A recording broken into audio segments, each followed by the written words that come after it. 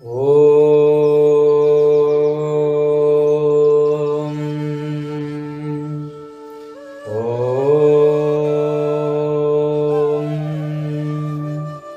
वर्णानामर्थसङ्घानां रसानां छन्दसामपि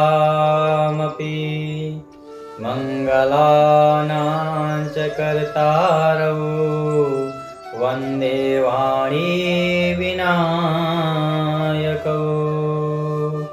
गुरुर्ब्रह्मा गुरुर्विष्णु गुरुर्देव महेश्वर गुरुर्साक्षात् परब्रह्म तस्मै श्रीगुरवे नमः। अखण्डमण्डलाकारं व्याप्तं येन चराचरं तत्पदं दर्शितं येन तस्मै श्रीगुरवे नमः। बोलिए सद्गुरुदेव भगवान की जय। कर्पूरगौरं करुणावतारं संसारसारं भुजगेन्द्रहारं सदा वसन्तं हृदयारविन्दे भवं भवानी सहितं नमामि। त्वमेव माता च पिता त्वमेव बन्धु च सखा त्वमेव विद्या द्रविणं त्वमेव सर्वं मम देवदेव। मनोजवं मारुततुल्यवेगं जितेन्द्रियं बुद्धिमतां वरिष्ठं वातात्मजं वानरयूथमुख्यं श्रीरामदूतं शरणं प्रपद्ये। लोकाभिरामं रणरङ्गधीरं राजीवनेत्रं रघुवंशनाथं कारुण्यरूपं करुणाकरं तं श्रीरामचन्द्रं शरणं प्रपद्ये। श्रीरामचन्द्रं शरणं प्रपद्ये। सच्चिदानन्दरूपाय विश्वोत्पत्त्यादिहेतवे तापत्रयविनाशाय श्रीकृष्णाय वयं नमः। श्रीकृष्णाय वयं नमः। माता रामो मत्पिता रामचन्द्रः स्वामी रामो मत्सखा रामचन्द्रः सर्वस्वं मे रामचन्द्रो दयालुर्नान्यं जाने नैव जाने न जाने नान्यं जाने नैव जाने न जाने। सियावर रामचंद्र भगवान की जय। सद्गुरुदेव भगवान की जय। भूत भावन भोलेनाथ की जय। हनुमान जी महाराज की जय। गोस्वामी तुलसीदास जी महाराज की जय। परात्पर ब्रह्म अकारण करुणावरुणालय भक्तवांछा कल्पतरु तड़िद्युत पीतांबरधारी पुराण पुरुषोत्तम मर्यादा पुरुषोत्तम भगवान श्री राघव जी के चरणों में बारंबार प्रणाम करते हुए हनुमान जी महाराज भूत भावन भोलेनाथ जी के साथ में आदि कवि श्री वाल्मीकि महाराज जी को नमन करते हुए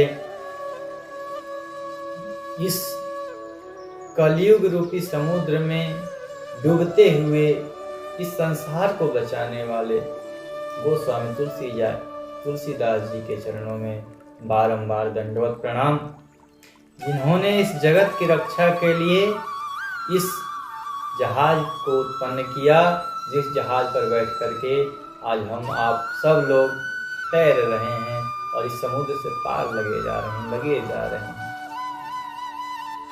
हमारा और आपका बहुत सौभाग्य है। भाग्योदयेन बहुजन्म समर्जितेन, बहुत जब हमारा भाग्य उदय होता है और कई जन्मों के जब पुण्य उदय होते हैं तब हमें भगवान की कथा श्रवण करने की आवश्यकता है।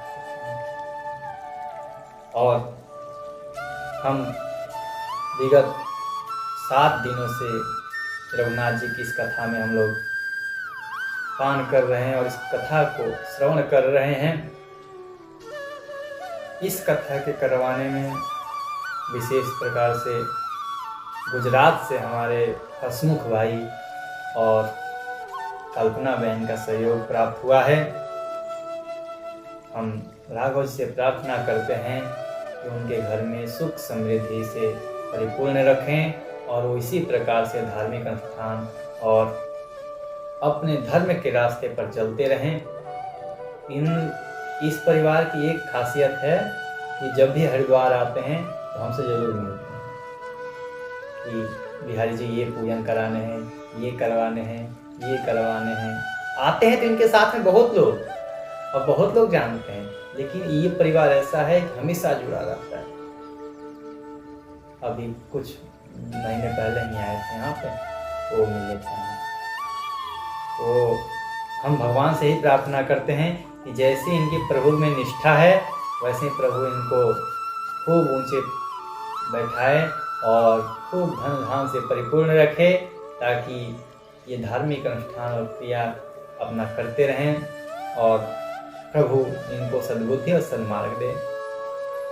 हम लोग आज की कथा में प्रवेश करें उससे पहले राघव जी के नाम का स्मरण कर लेते हैं, क्योंकि तुलसीदास जी कहते हैं कि राम नाम मणि दीप धरु जीह दे हरिद्वार, तुलसी बाहर भीतर हूँ जो चाह शिव जियार। अरे तुलसीदास, अरे प्राणी, अगर तू चाहता है कि तेरे अंदर भी प्रकाश और बाहर भी प्रकाश हो, तो जिस प्रकार से माई लोग जब ये सब लाइट अब आ गए ना, तो लाइट नहीं था तो क्या दीपक जलाया जाता था। और दीपक आज भी हमें याद है कि जो दीपक था वो बीच चौखट पे दहलीज पे रख दिया जाता था। हमें ये तो लगता था कि कहीं आने जाने पे पैर ना लग जाए, लेकिन हम सोचते थे कि इधर कर दें तो उधर कर दें। तो माई लोग कहती थी कि बेटा इसको बीच में रखा गया है। क्यों रखा गया है? अगर अंदर रखते हैं तो बाहर अंधेरा हो जाएगा, अगर बाहर रखते हैं तो अंदर अंधेरा हो जाएगा। इसलिए इसको बीच में रखें कि बाहर भी उजाला और अंदर भी उजाला। तो उहे बतिया जब हम ये मानस पढ़े तब हमें पता चला कि तुलसीदास जी वही बात लिखे हैं कि ये राम नाम रूपी एक मणि है, ये दीपक है, इसको रखना है तो कहाँ रखो? ये जीव रूपी दहलीज पर रखो। ये दहलीज पर रखने से क्या हो जाएगा कि ये जो बाहर अगर बोलोगे तो बाहर वाले धन हो जाएंगे, और स्मरण करोगे तो आपके अंदर भी धन आपका पवित्र होते जाएगा, मन पवित्र होते जाएगा। तो राघव जी का ऐसे ही नाम है, तो हम 2 बार भगवान राघव के नाम को गुनगुनाएंगे। सीताराम सीताराम सीताराम सीताराम सीताराम सीताराम सीताराम सीताराम सीताराम सीताराम सीताराम सीताराम सीताराम सीताराम सीताराम सीताराम सीताराम सीताराम सीताराम सीताराम सीताराम सीताराम सीताराम सीताराम। बोले सियावर रामचंद्र भगवान की जय। कल की हम लोगों ने कथा अयोध्या कांड पर समाप्त की थी। बात सुनो, वो हवन के पता चाहिए। हम लोगों ने कल की कथा में ये श्रवण किया था कि कुमार भरत जी चित्रकूट गए हैं और वहां से श्री राघव जी के चरण पादुका को लेकर के आए हैं। और अयोध्या में जब गुरु जी ने कहा कि भरत, आपके भैया ने आज्ञा दिया है कि आप अब राजकाज संभालिए, बोले गुरुदेव, भैया ने तो कहा, लेकिन मैं तो भैया को ही राजा मानता हूँ और भैया का चरण पादुका लेके आया हूँ। आज से इस राजधानी का राजा मेरे भैया है और ये चरण पादुका वो नहीं है तो क्या हुआ, उनका चरण पादुका इस राज्य को राज करेगा। और सिंहासन पर भरत जी राघव जी के चरण पादुका को रख दिए हैं और नंदी गांव, नंदी मुख भी कहा जाता है उसे, नंदी गांव में जाकर के एक अपना आश्रम बनाए हैं और वहां पर अपने घर को त्याग करके शत्रुघ्न जी को बोले कि तुम यहाँ नगर की रक्षा करो, नगर की देखभाल करो, माता लोग की सेवा करो। और जिस प्रकार से मेरे राघव जी रह रहे हैं मुनि के वेश धारण करके, वैसे ही भरत जी मुनि का वेश धारण करके, और भरत जी जमीन में गड्ढा खोद करके उस गड्ढे में शयन करते हैं। जिस प्रकार भगवान फल और मूल खाते हैं, उसी प्रकार श्री भरत जी भी कंद मूल फल खा करके जीवन यापन कर रहे हैं। बोले हम सेवक हैं, हमारे स्वामी वन में रहे और हम राजमहल में, ये कहाँ का शोभा है। ऐसे ही करके अपने गुरु जी की आज्ञा पा करके भरत जी राजकाज में ध्यान दे रहे हैं और खूब विधि पूर्वक राजकाज निभा रहे हैं और प्रभु की सेवा भी कर रहे हैं। प्रभु के ध्यान देते हुए प्रभु के चरणों में मन लगा करके सब राजकाज एवं सफलता से कर रहे हैं। तुलसीदास जी यहीं पर अयोध्या कांड को पूर्ण करते हैं। कहते हैं कि अगर भरत का जन्म नहीं हुआ होता, ये भरत जी क्या हैं, साक्षात श्री राम जी के भक्ति रूप ही एक शरीर धारण करके आए हैं। अगर भरत का जन्म न होता तो ये तुलसीदास भी आज राघव जी के प्रति खिंचाव न होता। भरत ने तो एक मर्यादा स्थापित किया है, भक्ति क्या होती है ये दिखाया है। ये इतना बड़ा वैभव मिलने के बाद भी भक्ति के सामने कुछ नहीं है, सब कुछ त्याग। एक मर्यादा स्थापित किए हैं कि सब कुछ मिलने के बाद भी अगर जिसका अधिकार है, जिस पर बड़ा भाई का अधिकार है, उसे बड़े भाई को ही देना चाहिए, छोटे भाई को कभी ना। आगे की कथा में बाबा तुलसीदास जी अरण्य कांड को प्रारंभ करते हैं कि अब प्रभु जो वन में लीला करेंगे उसको प्रारंभ करते हैं। वो स्वामी तुलसीदास जी कहते हैं, अब तक हम लोगों ने भरत चरित्र सुना, भरत जी किस प्रकार चित्रकूट में आए, और अयोध्या वालों के चरित्र को सुना कि अयोध्या वाले किस प्रकार से आए। अब हम आगे की कथा वो कहेंगे जो राघव जी वन में कर रहे हैं। वन में ऐसे प्रभु लीला कर रहे हैं कि जो मुनियों के मन को भाता है। तुलसीदास जी कहते हैं कि इसी प्रकार से दिन बीतते गए, दिन बीतते गए। एक दिन लक्ष्मण जी कहीं गए थे बाहर और आश्रम में केवल माँ जानकी और राघव जी हमारे विराजमान थे। राघव जी ने सोचा कि आज क्यों ना सीता जी का श्रृंगार किया जाए। ये सोच करके एक बार चुनी कुसुम सुहाए, निज कर भूषण राम बनाए। प्रभु स्वयं अपने हाथों से पुष्प उतार करके और सुंदर सुंदर आभूषण बनाए हैं। गले के लिए हार बनाए हैं, मांग टीका बनाए हैं और पैर के लिए बनाए हैं, हाथ के लिए बाजूबंद बनाए हैं। इस प्रकार से सभी आभूषण बनाए हैं और फटिक के शिला पर सीता जी को बैठा करके और प्रभु श्रृंगार कर रहे हैं उनका। श्रृंगार करते हुए ये देख करके मूर्ख जयंत, जो किसका पुत्र है? देवराज इंद्र।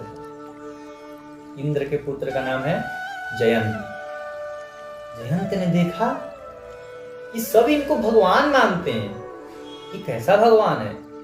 ये तो अपने पत्नी में आसक्त है, ये अपनी पत्नी का सेवा कर रहा है, ये कैसा भगवान? नहीं, ये भगवान नहीं हो सकता।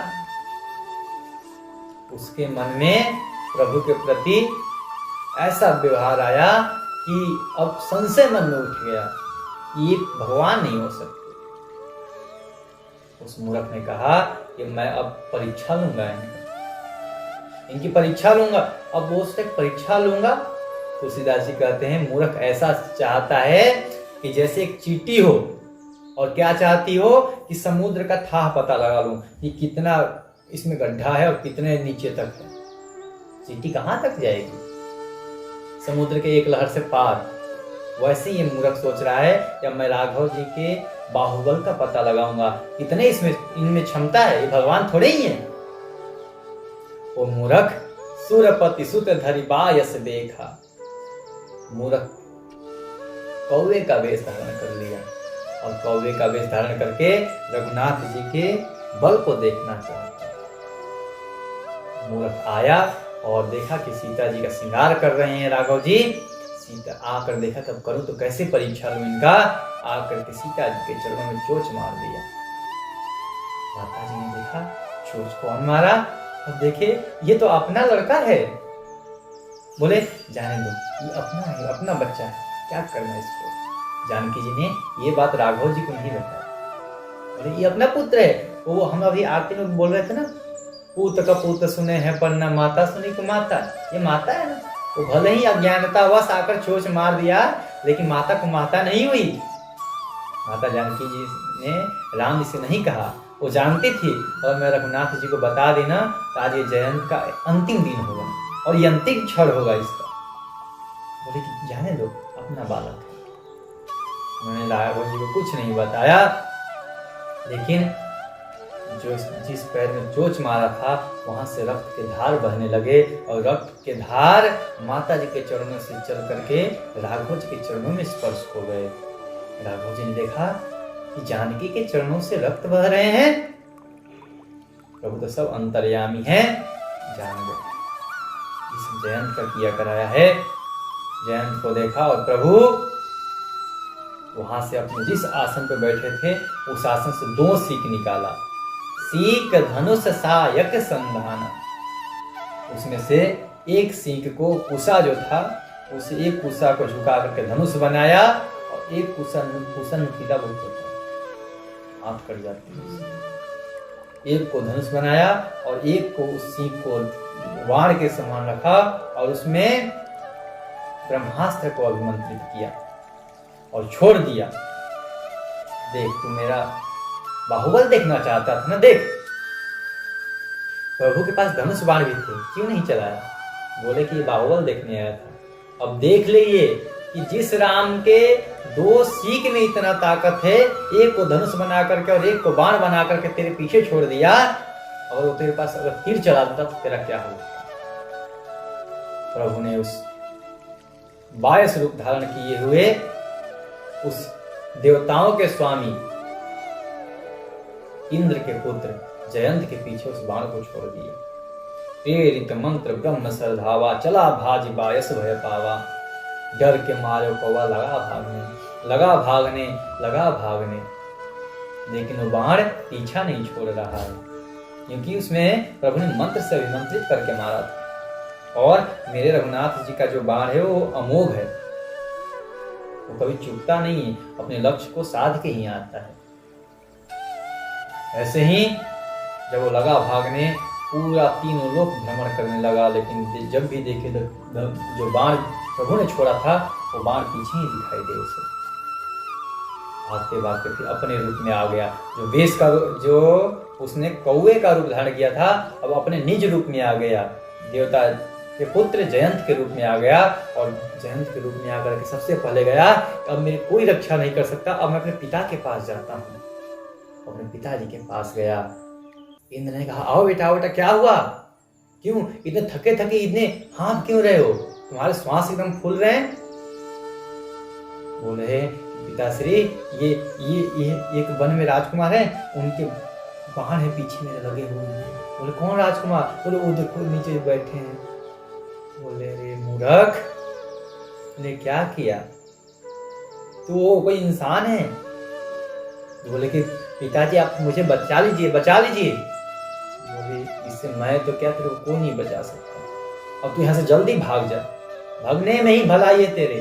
उसको उसके पिताजी ने भी उसकी रक्षा नहीं की, वहां से भाग के गया। भाग करके ब्रह्मा जी के पास गया।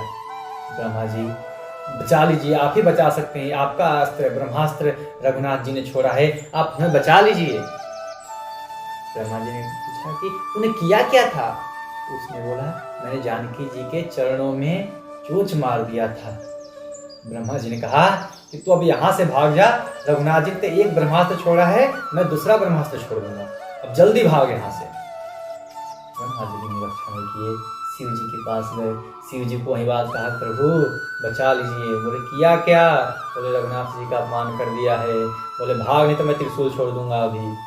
वहां से भागा, वो चारों तरफ पूरे ब्रह्मांड में भ्रमण करते रह गया, उसको कोई उसको ये बैठने के लिए भी नहीं कहा।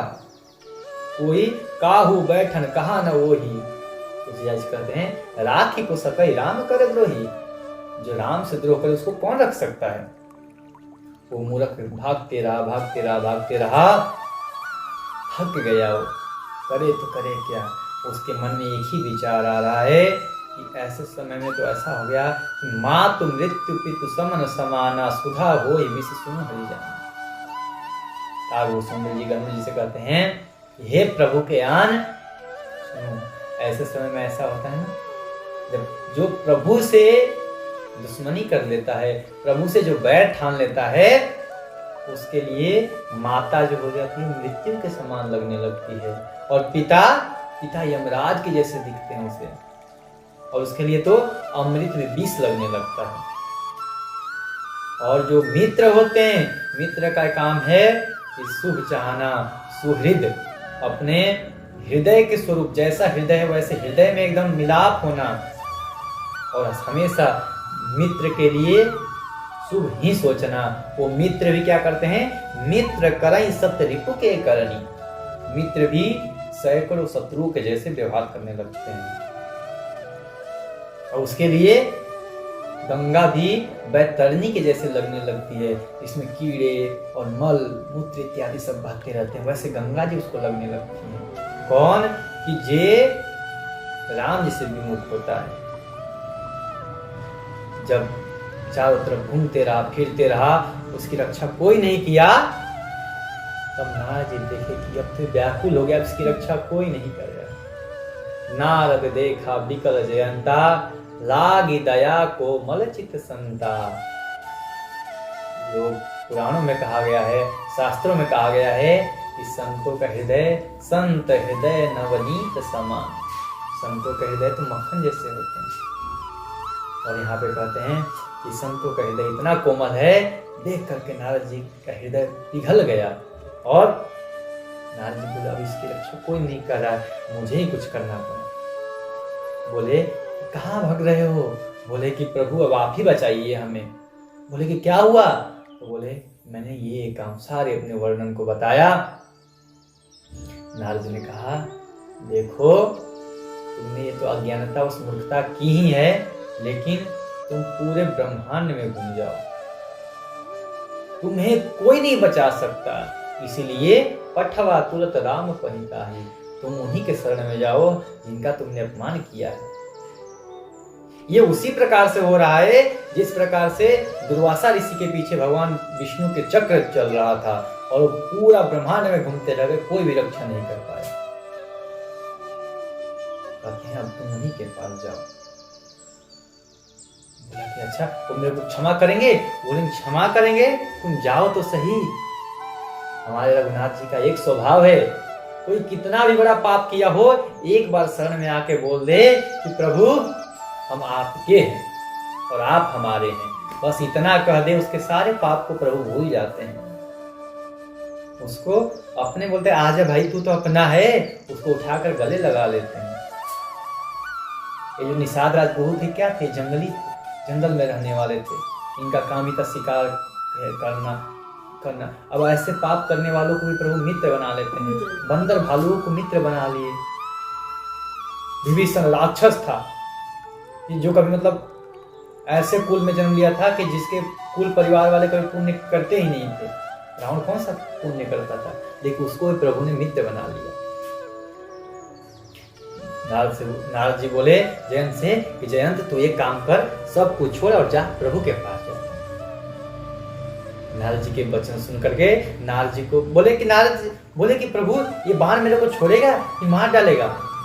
नारद जी बोलते हैं बेटा अगर इस बाण को मारना ही होता तुझे ना, तो अभी जब तक तू अभी बता तू कहाँ कहाँ गया? बोला मैं पहले पिताजी के पास गया, फिर ब्रह्मा जी के पास गया, फिर शिव जी के पास, मैं सबके पास घुमाया।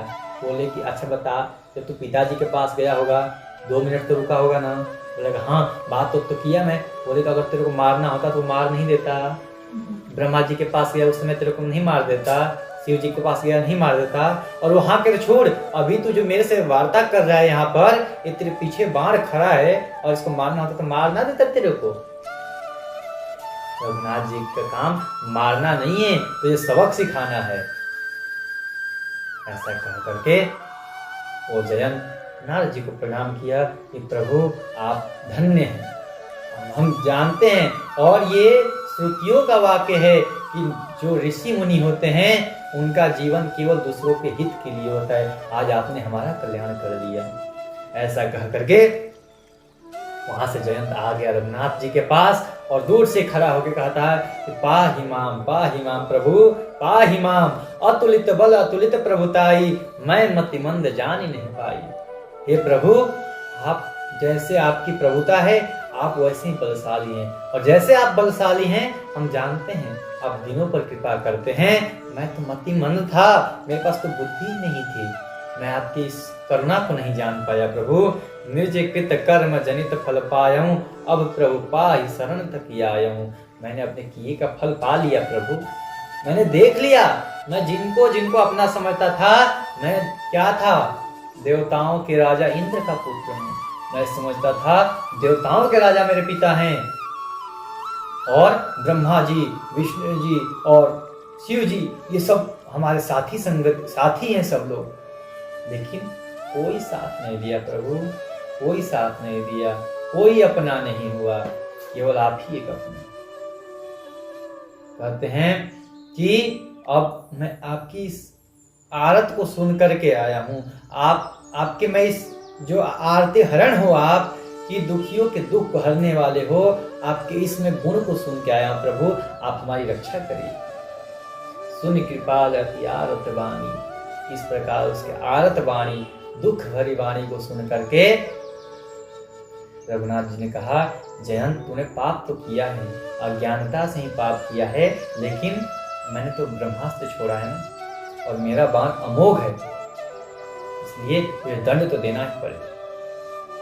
प्रभु ने उस जयंत के एक आंख को समाप्त कर दिया और एक आंख करके भेज दिया।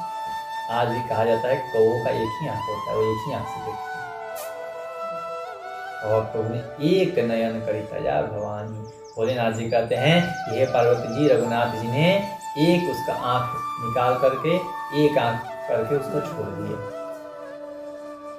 भोलेनाथ जी कहते हैं पार्वती जी उसने मोह में आकर के रघुनाथ जी से द्रोह किया था, इस समय तो उसका वध कर देना ही उचित था, लेकिन रघुनाथ जी कितना कृपालु हैं, उसको छोड़ दिए। बहुत दयालु है रघुनाथ जी। ये चरित्र बता करके, ये चरित्र किसी को नहीं पता था, केवल ये राम जी को और जानकी जी को ही पता था, यहाँ तक कि लक्ष्मण जी को भी पता नहीं। रघुनाथ जी इसी प्रकार से चित्रकूट में बहुत दिनों तक वास किए और अब समझ गए थे कि अब यहाँ पर ज़्यादा दिन रुकना ठीक नहीं है, क्योंकि अयोध्या वाले जान गए हैं कि मैं यहाँ हूँ। उनकी जब मन बनेगा वो वहाँ से उठेंगे, चले जाएंगे यहीं पे कि चलो राम जी से मिल के आते हैं। तो इसलिए अब यहाँ पर रहना हम लोगों को ठीक नहीं है, तो हमें आगे चलना पड़ेगा। इस प्रकार रघुनाथ जी सभी मुनियों से आज्ञा लेकर के वहाँ से आगे चल दिए हैं। आगे जात जात प्रभु जाते जाते अत्रि के मुनि आश्रम में हैं। सकल मुनि ने सन विदा कराई, सीता सहित चले दो भाई। अत्रि के आश्रम जब प्रभु गए, सुनत महामुनि हर्षित भयो। जब महामुनि ने सुना कि रघुनाथ जी मेरे आश्रम में आ रहे हैं, ये सुन करके बहुत प्रफुल्लित हुए। उनके अंग अंग पुलकित हो गया, आंखों से जलधारा बहने लगी और अपने सामने देखे कि रघुनाथ जी सष्टांग कर रहे हैं। दोनों भाइयों को उठा करके अपने हृदय से लगा लिए और हृदय से लगाने के बाद आंखों से इतने जलधारा बह रहे हैं, इतने प्रेम बह रहे हैं कि आंखों के आंसुओं से प्रभु का सिर भिगो दिए। प्रभु आपने बहुत विलंब कर दिया, क्यों इतना विलंब किया नाथ? क्या हमारे कुछ भक्ति में कमी रह गई थी? रघुनाथ जी ने कहा, मुनिराज समय आने पर सब कुछ हो जाता है। रघुनाथ जी को अत्रि जी आश्रम में लेके आए हैं और आश्रम में ले आकर के उनको सुंदर आसन दिए हैं, पद पखारे हैं और फल दिए हैं। तो फल दिए हैं और बोले प्रभु आइए, और ऐसे प्रभु को बैठा करके और खूब प्रार्थना किए हैं, खूब प्रार्थना किए हैं। यहाँ पर तुलसीदास जी छंद लिखते हैं, नमामि भक्त वत्सलम कृपालुशील कोमलम भजाविते पदाम्बुजम अकामिनाम स्वधामदम। हे प्रभु, आप तो बिना कारण ही भक्तों पर कृपा करने वाले हैं। इस प्रकार से मुनि अत्रि जी प्रणाम किए हैं। और अत्रि जी की पत्नी का नाम है अनुसुईया। अनुसुईया जी की कथा सबको विदित है। ये पतिव्रता कितनी पतिव्रता हैं, इन्होंने त्रिदेवों को भी बालक बना करके दूध पिलाया, बालक बना दिया। इनमें इतनी क्षमता थी। उन्हीं अनुसुईया के चरणों के पास जाकर के माँ जानकी प्रणाम की है और जानकी जी को देख करके माता अनुसुईया बहुत प्रसन्न हुई हैं और उनको बोली कि आओ। अपने यहाँ ले गई, अपने कुटिया में ले जाकर के माता जी को दिव्य आभूषण और दिव्य वस्त्र पहनाए हैं।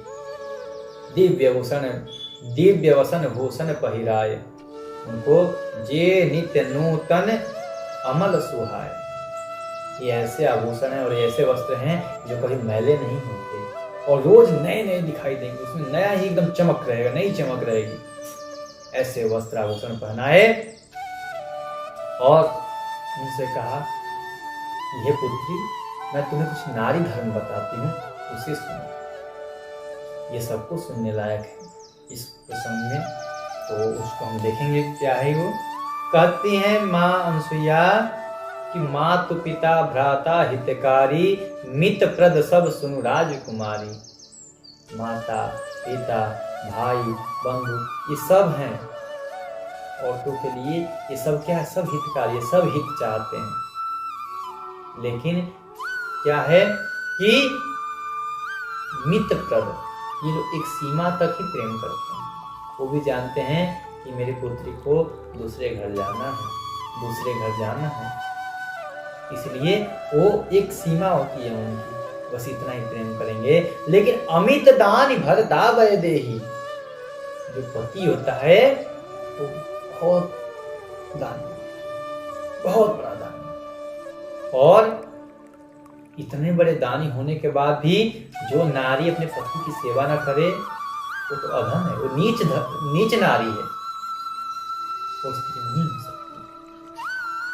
कहते हैं तुलसीदास जी कि धीरज धर्म मित्र अरु नारी, आपद काल परिचय चारी। ये जानकी धैर्य और धर्म, मित्र और नारी, ये चार चीज विपत्ति काल में ही परखे जाते हैं। अगर कोई विपत्ति आया तो आप में धैर्य कितना है, उस विपत्ति को सहने की क्षमता कितना है आप में, ये उसी समय पता चलता है।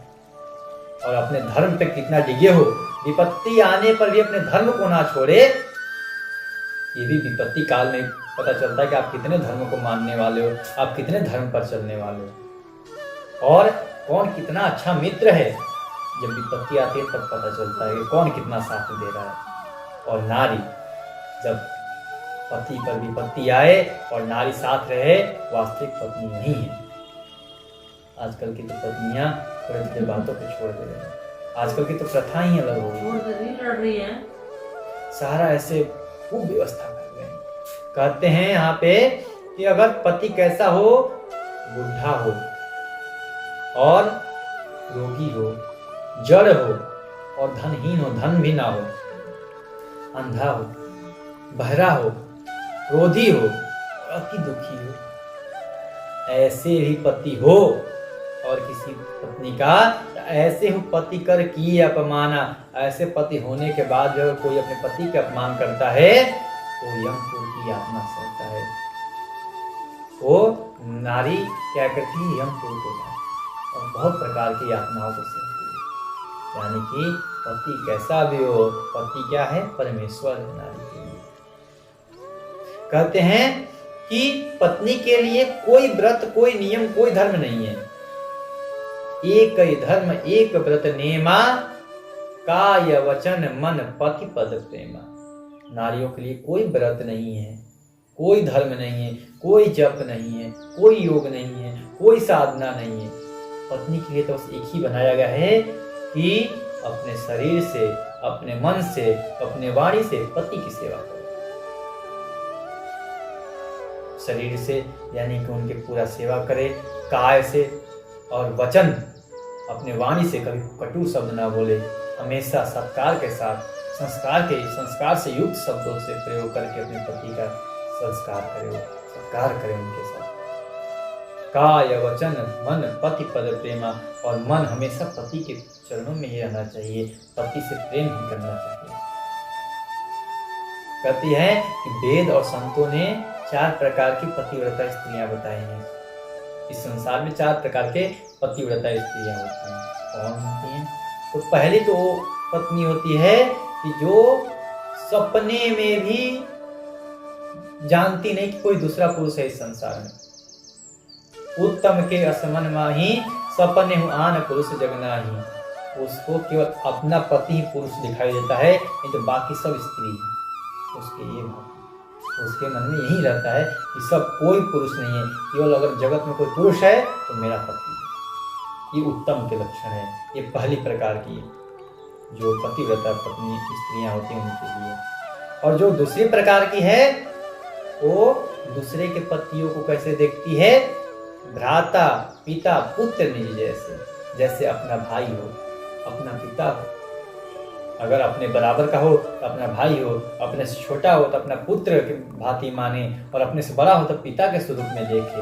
ये दूसरे नंबर की धर्म जो पतिव्रता पालन करने वाली स्त्रियां हैं उनके लिए कहा गया है। ऐसे स्त्रियां जो अपने से जितने भी, अपने पति को छोड़ करके जितने भी पुरुष हैं संसार में, सबको भाई, पुत्र और पिता के रूप में देखे। ये दूसरी प्रकार की स्त्रियां हैं। तीसरी प्रकार की स्त्रियां बताई गई हैं कि तीसरी प्रकार के कहते हैं कि धर्म विचार समुझी कुल रही, सो निकृष्ट त्रिय श्रुति ऐसे कह रही है। एक अपने धर्म विचार करके, नहीं मेरे ये धर्म नहीं है कि मैं दूसरे पुरुषों में रति रखूँ, ये मेरा धर्म नहीं है। और ऐसा विचार कर भी कोई अगर रहता है तो तीसरे नंबर की, वो तृतीय श्रेणी में आती है जो पतिव्रता स्त्री। और चौथी बताया गया है कि बिनु अवसर भयते रह जोई, जाने मधुम नारी जग सोई। जो स्त्रियां अवसर न मिलने पर पति दिन भर उनकी देख रेख करते, उन पर नजर रखते हैं, अवसर ना मिलने पर वो दूसरे से रति नहीं कर पाती हैं, वो भी पतिव्रता तो हैं, लेकिन वो निकृष्ट सबसे निम्न कोटि की पतिव्रता है। और कहते हैं कि पति वंचक पर पति रति करई, रौ रौ नरक कल्प सत परई। जो पत्नियां, जो स्त्री अपने पति को छोड़ करके दूसरे के पति से प्रेम करती हैं, दूसरे पुरुष में आसक्ति रखती हैं, मरने के बाद उनको रौ रौ नरक में जाना होता है। रौरव नरक में गर्म लोहे को बना करके पुरुष और उनसे उनको आलिंगन कराया जाता है पूरा, और कीड़े काटते हैं, ऐसे नरक में भेजा जाता है। और क्षण सुख लाग जन्म सतकोटि, दुख न समुझते ही सम को खोटी। तुलसीदास जी कहते हैं एक क्षण के सुख के लिए इस जन्मों तक के दुख को नहीं समझते हैं, और ये पर पुरुष में रति रखती हैं। ऐसे स्त्रियां रौरव नरक को प्राप्त होती हैं। नारियों के लिए तो कोई कर्म ही नहीं बताया गया है। बोलते हैं कि बिनु श्रम नारी परम गति लहई, बिना कुछ किए ही, बिना किसी मेहनत के स्त्रियां परम गति को पा सकती हैं। कैसे? पतिव्रत धर्म छाड़ी छल कहीं, छल सब छोड़ छाड़ के केवल अपने पति की सेवा करें। उनको कोई पूजन पाठ कुछ करने की आवश्यकता नहीं है। इसीलिए तो नियम बताया गया है, अगर पति पूजन करता है तो पति का आधा भाग अपने आप पत्नी को प्राप्त होना चाहिए। कहते हैं कि जो अपने पति करेगा नहीं, जैसा भी पति हो, आप पति को परमेश्वर मानिए। यहाँ पर वही बोले ना, हम पहले बताए ना कि वृद्ध हो, रोगवर हो, जड़ हो, मूर्ख हो, जैसा भी हो, धन ना हो, गरीब हो, रोगी हो, कैसा भी हो, पति तो पति है, उसकी सेवा। उसकी सेवा के विभाग में बहुत आता है। नर्मदा माता की कहानी आता है कि नर्मदा माता ने अपने पति के प्राण भगवान सूर्य से ले लिया था। सूर्य को उदय नहीं होने दिया, जब तक मेरे पति के प्राण यमराज वापस नहीं करेंगे तब तक मैं सूर्य को उदय नहीं होने दूंगी। उनके पति कोढ़ी थे, फिर भी उनकी सेवा की उन्होंने। वहीं कहते हैं कि पति वंचक परपति रति करहीं, जो अपने पति को छोड़ करके, अपने पति से प्रेम न करके और दूसरे के पति, दूसरे पुरुष से रति रखती हैं, ऐसे स्त्रियों को रौरव नरक में जाना पड़ता है। और वो अगर अगला जन्म भी पाती हैं, पति प्रतिकूल जन्म जहाँ पाई, और पति से द्वेष करती हैं, पति से लड़ाई करती रहती हैं, अगर वो मर के अगला जन्म भी पाएंगी तो क्या होगा? जवानी में ही विधवा के प्राप्त हो जाएंगे, विधवा हो जाएंगे अगर वो अगला जन्म भी पाएंगे। कहते हैं तुलसीदास जी कहते हैं यहाँ पे कि सहज पावनी नारी पति सेवत शुभ गति लहई। नारियों को अपवित्र कहा गया है, तो फिर भी उनको केवल पति की सेवा करे तो शुभ गति को प्राप्त कर सकते हैं। और जसु गावत श्रुतिचारी अजहु तुलसी का हरि प्रिय। और आपको याद नहीं है, आप तुलसी जी को देख लीजिए, आज भी तुलसी जी हरि जी को प्रिय है। माता अनुसुईया कहती है सीता जी से, यह जानकी तुम ये मत सोचना कि मैं तुम्हें उपदेश दे रही हूँ, ये मैं तुम्हें आश्रय बना करके, तुम्हें एक निमित्त बना करके मैं ये संसार के लिए बोली हूँ, ये संसार के स्त्रियों के लिए है। तुम्हें तो राम जी प्राण से भी अधिक प्रिय है, मैं तुम्हारे लिए नहीं बताई। इस प्रकार से अनुसुईया जी माता सीता को पतिव्रत धर्म के पालन के लिए ये नियम बताती है। इस संसार में 4 प्रकार के पतिव्रता स्त्रियां रहती है। ये इस प्रकार के वचन सुन करके माता जानकी बहुत प्रसन्न हुई हैं, और अनुसुईया जी को प्रणाम करके अब रघुनाथ जी बोल रहे हैं कि हे अत्रि जी, हे मुनिवर, अब आप हमें आज्ञा दीजिए, हमें आगे जाना है। प्रभु बोले, कैसे प्रभु आप बात कह रहे हो, हम आपको आज्ञा कैसे दे सकते हैं? कैसे मैं कहूँ कि आप जाओ? कहीं विधि कहूँ जाऊँ अब स्वामी, कहो नाथ तुम अंतरामी। तो सब कुछ जानने वाले हो, मेरे हृदय की बात जानने वाले हो, आप हृदय मेरा झांक के कहिए तो मैं क्या बोल सकता हूँ कि आप जाओ? कैसे मैं कहूँ आपको? अत्रि जी के आंखों में आंसू आ गए हैं, और प्रभु के उस छवि को अपने निहारते हुए अपने नयनों में धारण करके रघुनाथ जी अत्रि जी को प्रणाम करके, माता अनुसुईया को प्रणाम करके वहां से चल दिए हैं, और वहां से आगे बढ़ते हैं। आगे जाते जाते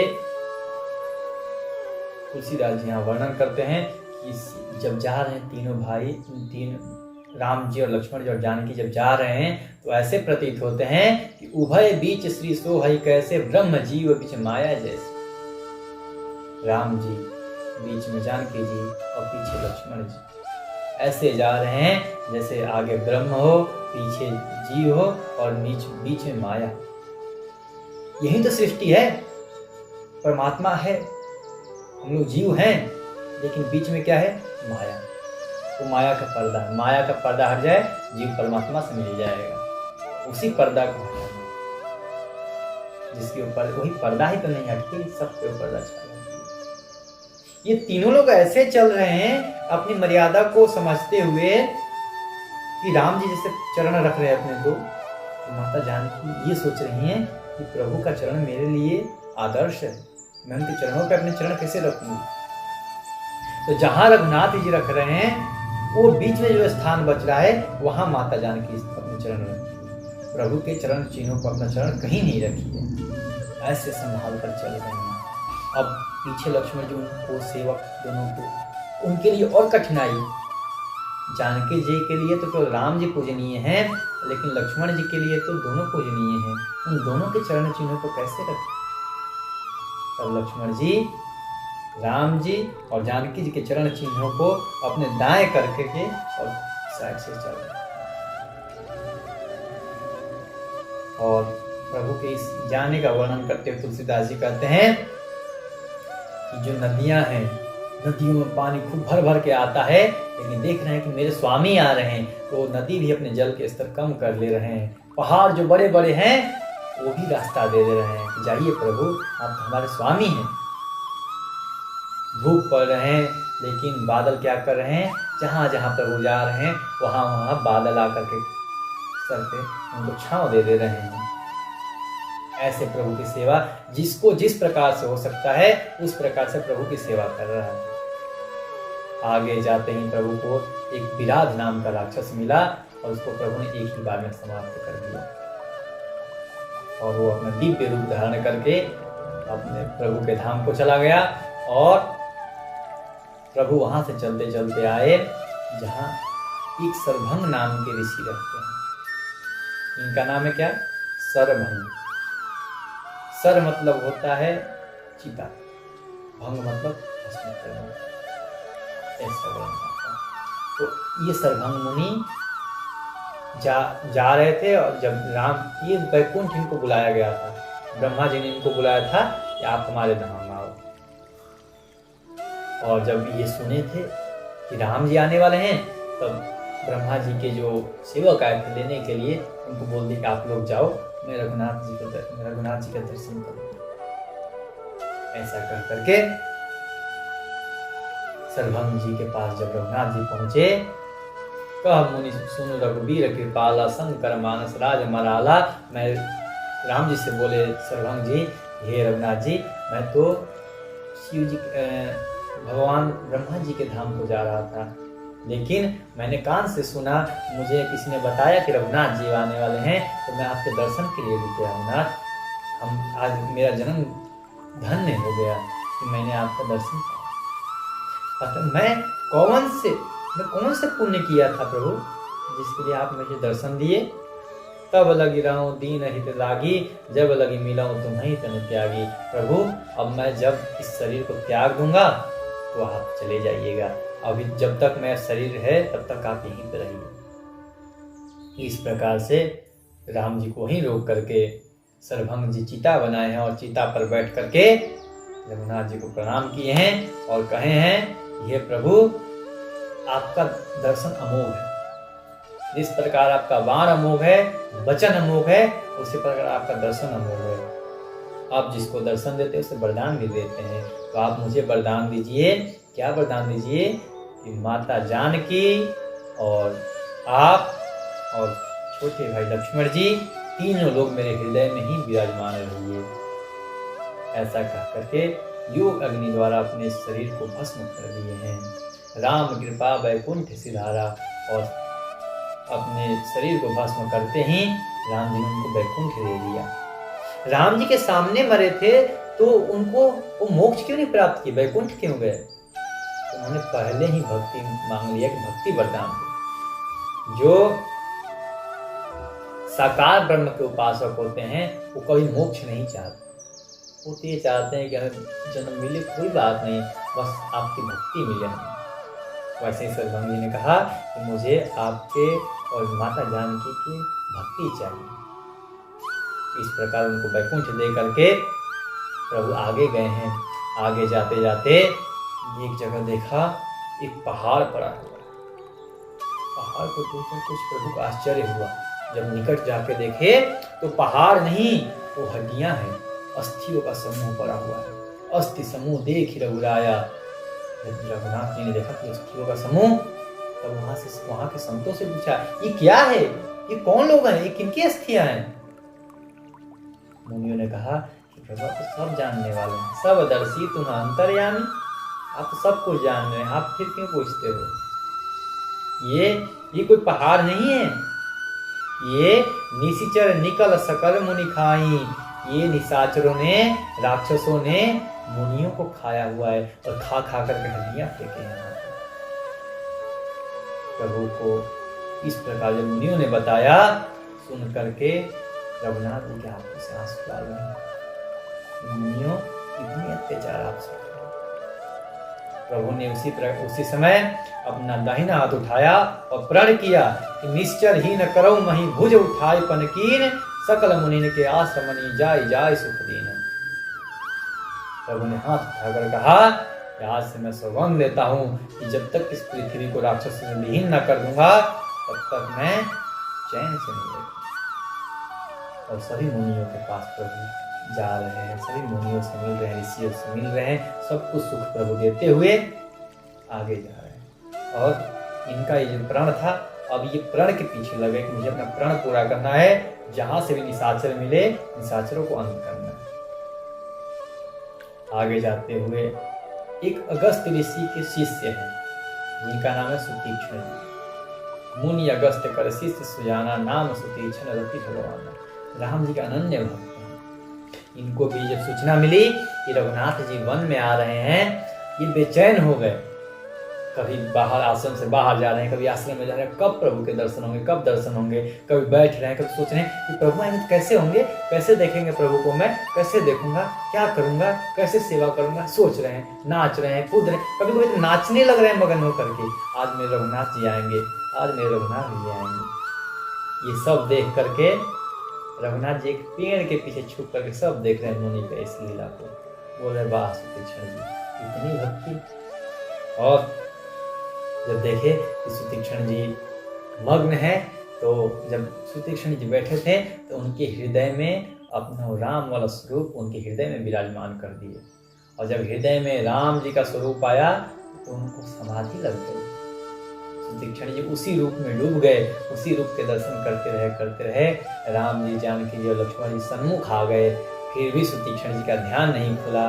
राम जी बहुत प्रकार से जगा रहे हैं, हिला रहे, डुला रहे हैं, सुतीक्ष्ण जग जाओ, हम आ गए हैं। लेकिन वो इतना लीन है प्रभु के उस रूप में, जग ही नहीं रहे। राम जी बोले अब ऐसा करना पड़ेगा कि जो इनके हृदय में है उसको हटाना पड़ेगा। तब रघुनाथ जी ने उनके हृदय से जो राम जी का स्वरूप था वो हटा करके और चतुर्भुज रूप लगा दिया। जो नारायण जी का रूप था वो उनका रूप उसमें प्रशस्त कर दिया। ये सुतीक्ष्ण जी ऐसे थे, केवल राम जी के अनन्य भक्त थे। जब देखे कि कोई और देवता आ गए, व्याकुल होकर उठे, वैसे उठे जैसे एक मछली किसी जल से निकाल दिया जाए मछली को, वैसे उठे। बोले कि ये क्या हुआ? लेकिन उठे और जब देखे कि सामने रघुनाथ जी चरणों में गिर गए, प्रभु हम कब से आ रखे हैं, तुम्हें कब से हिला डुला रहे हैं, तुम तो जाग ही नहीं रहे हो, सोए पड़े हो। फिर उनको बुलाए हैं, रघुनाथ जी को बैठाए, सुंदर आसन पर बैठा करके उनके चरणों को धुला है और उनकी स्तुति की है। स्तुति करने के बाद उनसे कहा है कि हे प्रभु, आपने हमें तो दर्शन दे दिया, लेकिन मेरे गुरु जी हैं, आपकी बहुत बड़ी, वो आपके दर्शन के लिए ललायित हैं, आप उनको दर्शन दीजिए प्रभु। तब उन्होंने कहा कि तुम भी कुछ वरदान मांग लो। तो बोले कि नहीं मैं क्या मांगू, मैंने तो कुछ सोचा नहीं है, आप जो देना चाहे वो दे दीजिए। तो बोले कि नहीं मांग लो। तब उन्होंने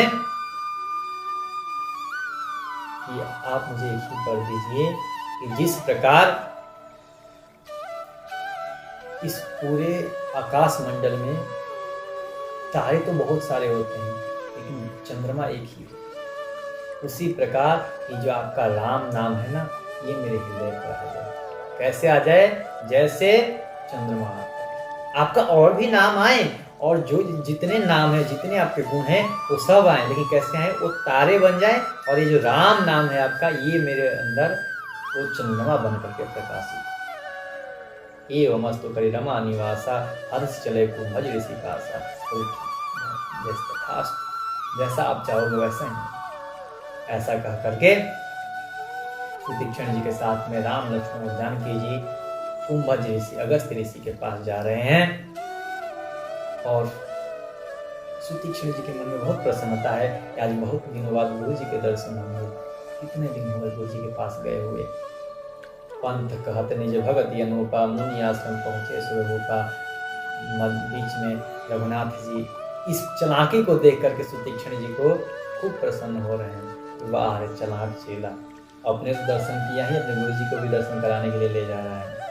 और ले गए हैं, और वहां पर जाकर के बोले, प्रभु आप ठहरिए, मैं गुरु जी की आज्ञा लेकर आता हूँ। सुतीक्षण जी अंदर गए हैं और अपने गुरु जी को साष्टांग प्रणाम करके कहे कि गुरुवर, जिनका आप ध्यान करते हैं ना, जिनका आप ध्यान करते हैं, दिन रात आप जिनका नाम का स्मरण करते रहते हैं, माला जपते रहते हैं, वो आए हैं। तो कौन आए हैं? वहीं आए हैं दशरथ के पुत्र। हाँ, राम आए हैं। ऐसा सुन करके अगस्त ऋषि की आंखों से आंसू आ गए कि धन्य है मेरा शिष्य, तू धन्य है। हमने आज तक ये सुना था कि गुरु शिष्य को तार देता है, लेकिन आज ने शिष्य ने गुरु को धन्य कर दिया। गुरु होता है वो शिष्य को भगवान का दर्शन कराता है, आज शिष्य ने भगवान को दर्शन कराया। धन्य है सुतीक्षण, तुम धन्य हो। ऐसा कह करके अगस्त ऋषि वहां से दौड़े दौड़े आए हैं। राम जी और लक्ष्मण जी साष्टांग प्रणाम किए हैं अगस्त जी को। अगस्त जी उठे और उनको गले से लगा लिए हैं। हृदय से लगाने के बाद उनको अपने आश्रम में ले जा करके अच्छे से बैठाए हैं, सुंदर आसन पर बैठा करके, और उनसे सब कुशल क्षेम पूछे हैं। ये सुनते हैं कि अगस्त ऋषि के आश्रम में राघव जी आए हैं और सारे मुनि लोग आके बैठ गए हैं। एक सभा लग गई है, और सभा के मध्य में राघव जी ऐसे विराजमान हैं कि जैसे सारे तारों के बीच चंद्रमा अपना प्रकाश, पूर्णिमा का चांद एकदम प्रकाशित हो रहा हो, अपनी चांदनी को फैला रहा हो, वैसे सबके सामने मुख करके प्रभु बैठे हैं।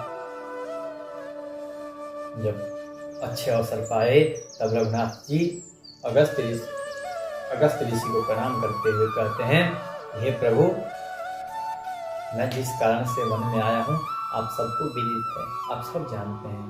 तुम जानो यही कारण आ जाओ, जिस कारण से मैं यहाँ पे आया हूँ आप सबको पता है। तो आप कृपया मुझे अच्छे विचार दीजिए और अब बताइए कि मैं क्या करूँ, मुझे क्या करना चाहिए। प्रभु इस बात को सुन करके अगस्त ऋषि मुस्कुरा दिए कि प्रभु आप हमसे पूछ रहे हैं, मुझे क्या समझ रखे हैं आप? ये पूछे नाथ मोहि का जानी, मुझे क्या समझ के आप पूछ रहे हैं? मैं बड़ा ज्ञानी हूँ, मैं बड़ा तपस्वी हूँ?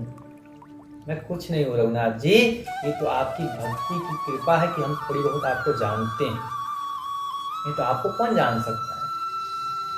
उमरि तरु विशाल तव माया, फल ब्रह्मांड अनेक निकाया, जीव चराचर जंतु समान, भीतर बसहि न जानहि आन। प्रभु आपका जो स्वरूप है, आप तो उमरी के वृक्ष के जैसे, और उसमें जो उमरी का फल होता है उस फल के जैसा ये सारे ब्रह्मांड है। एक पेड़ में कितने सारे फल होते हैं, वैसे ही आप वृक्ष हो, ये सारे ब्रह्मांड, कई सारे ब्रह्मांड है, ये सारे ब्रह्मांड फल के जैसे लगे हुए हैं। और उस फल के अंदर, उमरी का जो फल होता है उसके अंदर कीड़े होते हैं, उसी में जन्म लेते, उसी में समाप्त हो जाते हैं, वो बाहर की दुनिया नहीं देखते। वही बोलते हैं अगस्त जी, उस उमरी के फल के जैसा ये ब्रह्मांड है, और उस उमरी के फल में जो कीड़े होते हैं उस कीड़े के जैसे हम लोग बस इसी ब्रह्मांड के अंदर का पता है, हम इसी में जानते हैं, इसी में जागते हैं, इसी में सोते हैं, इसी में खाते हैं, इसी में पीते हैं और इसी में समाप्त हो जाते हैं। हम क्या जाने आपके बारे में? प्रभु आप भक्तों की बड़ाई देते हो, आप मेरे प्रशंसा करना, मेरे बड़ाई चाहते हो ना, मेरे भक्त की बड़ाई हो, इसलिए आप मेरे से पूछ रहे हो ना। संतत दासन देहु बड़ाई, आप दासों को बड़ाई देते हो प्रभु, आप दासों को कृपा करने वाले हो, इसलिए आप मुझसे पूछ रहे हो। लेकिन हे प्रभु, जब आपने मुझसे पूछा है तो मैं आपको बताता हूँ। है प्रभु परम मनोहर ठाऊ, पावन पंचवटी तेहि नाऊ। प्रभु आगे चल के एक पंचवटी नाम का स्थान है, बहुत सुंदर है प्रभु। वो स्थान गौतम ऋषि के श्राप से दूषित हो गया प्रभु, उसको जाकर के आप पावन कर दीजिए, आप वहां पर निवास करिए। ऐसे सुंदर स्थान का वर्णन सुन करके रघुनाथ जी के भी मन में आ गया कि वहां चलना चाहिए हमें, और अगस्त ऋषि को प्रणाम करके वहां से रघुनाथ जी चल दिए हैं। जाते ही रास्ते में गिद्धराज से भेंट हुई है, गिद्धराज जटायु मिले हैं। जटायु से भेंट होने के बाद पंचवटी के पास प्रभु पहुंचे हैं, वहां पर आश्रम बनाए हैं, और आश्रम बना करके रघुनाथ जी वहां पर विराज रहे हैं। विराजते ही कुछ वहां पे दिन बीते हैं, सुखपूर्वक प्रभु वहां पे अपना जीवन यापन कर रहे हैं। और लक्ष्मण जी नित्य ही नए नए प्रश्न करते हैं रघुनाथ जी से, और रघुनाथ जी उसका उत्तर दे रहे हैं। एक बार लक्ष्मण जी इसी प्रकार से कहते हैं कि प्रभु ज्ञान, वैराग्य, माया क्या है, और ईश्वर और जीव में भेद क्या है, ऐसे ऐसे प्रश्न करते हैं। रघुनाथ जी बोलते हैं कि जो माया है क्या है, मैं और मोर तोर तय माया, मैं, मेरा, तू, तेरा, बस लक्ष्मण यही माया। और माया विद्या, एक विद्या एक अविद्या, दो प्रकार की होती है। विद्या को छोड़ करके अविद्या दो प्रकार की होती है। एक अविद्या इस सृष्टि को रचती है, और एक अविद्या दुख देने वाली है। और लक्ष्मण इस प्रकार से, और माया के पास भी अपनी शक्ति नहीं है, वो भी प्रभु की प्रेरणा लेकर ही कार्य करती है। और ज्ञान मान जहाँ एक नाई, देख देख ब्रह्म समान सब नाही, कहिय तात सो परम विरागी, तीन समसीधि तीन गुण त्यागी। जिसके पास ज्ञान, मान, ये सब त्याग दिया है जो, वो वैरागी है। और जिसके पास कहते हैं कि धर्म ते विरति योग ते ज्ञाना, पूछे ना तुम कि ज्ञान क्या है, ज्ञान को योग से प्राप्त किया जाता है, और जो ज्ञानी होता है वो मुझे सबसे ज्यादा प्रिय है। और इन सबसे ज्यादा प्रिय मुझे भक्त है। भगत तात अनुपम सुख मूला, मिले जो संत हो अनुकूला। और वो भक्ति कहाँ से मिलती है, अगर संत आपके सत्संग मिल जाए और संतों का समागम हो जाए तो आपको ये भक्ति भी मिल जाइए, जिससे मैं जल्दी प्रसन्न हो जाता हूँ, जल्दी रिझ जाता हूँ। ऐसे ही प्रभु कई लक्ष्मण जी ने प्रश्न किया और राघव जी उत्तर दे रहे हैं। उसी समय एक वहां पे घटना घटती है कि सूपन खारा वन की बहिनी, दुष्ट हृदय दारुण जस यहिनी। सूपनखा नाम की रावण की एक बहन है, जो सूपनखा किससे अर्थ निकाला जाए, सूप कहते हैं जो चावल वावल को साफ किया जाता है, चावल को उसको सूप कहते हैं। और नखा मतलब नख, जिसका नाखून बड़े बड़े सूप के जैसे उसको सूपनखा कहते हैं। और आजकल की औरतें क्या, मर्द भी सूपनखा बन के घूमते हैं, सबके देखिए तो इतने हो गए हैं। क्या मतलब है, इसको सब राक्षस बनने के लगे हैं। अब उनके पास हथियार तो होता नहीं था, बस आओ ऐसे कर लेते थे। दो तीन मुट्ठी मांस आ जाता था खाने के लिए, जब वहीं खाने गए तो वहीं तो जरूरी था मांस निकालने के लिए। तो वो ऐसे था, ऐसी है जैसे मानो कि सांप, ऐसे नागों के अंदर विष भरे होते हैं, वैसे ही उसके अंदर विष भरा हुआ है। वो ये आकाश मार्ग से जा रही थी और पंचवटी में देखी सुंदर राघव जी की मूर्ति को देख करके उन पर मोहित हो गई है। और वहां आकर के राघव जी के पास उनसे बोल रही है कि आप बहुत सुंदर, तुम सम पुरुष नमो सम नारी, यह संयोग विधि रचा विचारी। मैं आपको देख करके मोहित हो गई हूँ और न आपके जैसा इस संसार में कोई पुरुष है और न मेरी जैसी कोई नारी है। ये संयोग विधाता ने सोच विचार के बनाई, आप मेरे से विवाह करो। तब उन्होंने कहा कि देखो मैं विवाहित, ये जो है ये मेरी पत्नी है, इसलिए मैं इनको वचन दिया हूँ कि मैं जीवन में एक ही विवाह करूँगा। यद्यपि कि हमारे धर्म में ये है कि हम अत्यधिक विवाह कर सकते हैं, क्योंकि हम लोग राजा हैं, राजवंशी हैं। राजवंशियों में है कि कई सारी रानियां होती है, लेकिन मैंने जानकी को वचन दिया है, और उसने यहाँ भी मर्यादा को पाया। मैंने जानकी को वचन दिया है कि तुम्हारे अलावा कोई पत्नी नहीं आएगी जीवन में, इसलिए मैं तो विवाह नहीं कर सकता हूँ।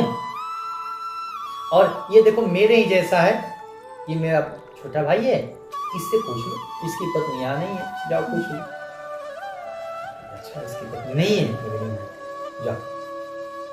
तब गई लक्ष्मण जी के पास, वही बात कही जो राम जी से कही है ना। औरतों का एक ही तरीका होता है कहने का, कि सबसे एक ही बात कहेंगे कि बस आप ही हो जो हो, आप सबसे बड़े सुंदर हो। वही बात बोली कि तुम्हारे से पुरुष और मेरे से नारी कोई नहीं है, यह संयोग विधि रचा विचारी, विधाता ने संयोग बहुत सोच समझ के रचा है, तो आप मुझसे विवाह कर लो। लक्ष्मण जी कहते हैं वहाँ पे गई थी ना, क्या हुआ वहाँ पे? बोल रहे हैं वो तो पत्नी के साथ है, वो तो विवाह करेंगे नहीं। तो देखो वो जो आपको दिख रहे हैं ना, वो मेरे स्वामी हैं, मैं उनका सेवक हूँ। वो कौशलपुर के राजा हैं और जो कुछ करेंगे वही करेंगे, तुम हमारे पास ना आओ, उन्हीं के पास जाओ।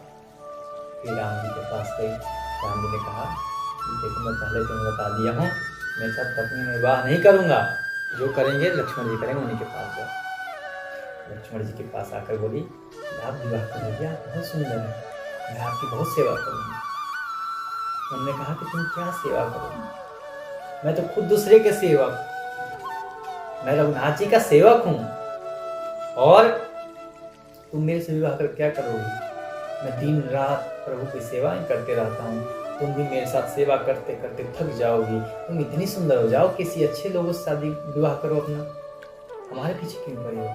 बोले कि कहते हैं लक्ष्मण जी कि सेवक सुख चह मान भिखारी, व्यसनी धन शुभ गति व्यभिचारी, लोभी जसु चह चार गुमानी, नव दुहि दूध चाहते प्राणी। कहते हैं अगर सेवक अपने जीवन में सोचे कि मेरे को सुख मिले, और भिखारी चाहे कि मेरे को मान सम्मान मिले, व्यसनी धन जो खूब खर्च करने वाला वो सोचे कि हमारे पास धन संचित हो जाए, और व्यभिचारी दूसरे की स्त्रियों में समान अपनी नजर रखने वाला, रति रखने वाला सोचे कि मेरे को परम गति प्राप्त हो,